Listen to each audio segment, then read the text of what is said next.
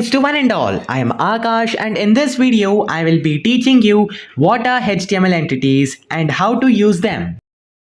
As you can see, I have hopped into my computer screen and now I will be creating a new folder over here. Let us name it tutorial 6.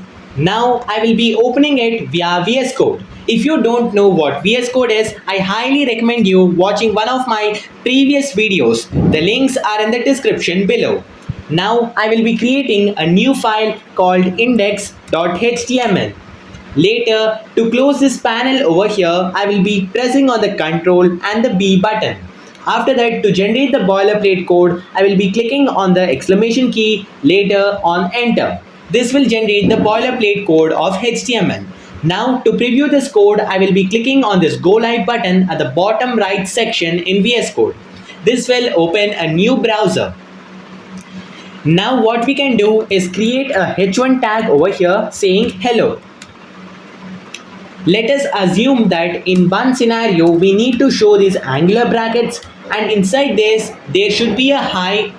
So now when I write this code, I am not able to see this hi in the browser. The reason behind this is that when there is two angular brackets and some text is inside those two, what will happen? The HTML will interpret this as an HTML tag. Hence, it is not showing me the preview of that thing. So firstly, let us understand the syntax of HTML entities. So every HTML entity will start with an and sign and end with a semicolon. Some of them also start with an and sign and a hash sign combined and ends with a semicolon. Inside between these two things, we will have a code which refers to this same symbol. Now and over here, I will also delete this thing and I will write the and let's say less lt and this refers to less than, and I have got that symbol over here. I will do the similar thing over here also. Let's say and now gt and a semicolon. This refers to greater than. Now as you can see, both the symbols are over here visible.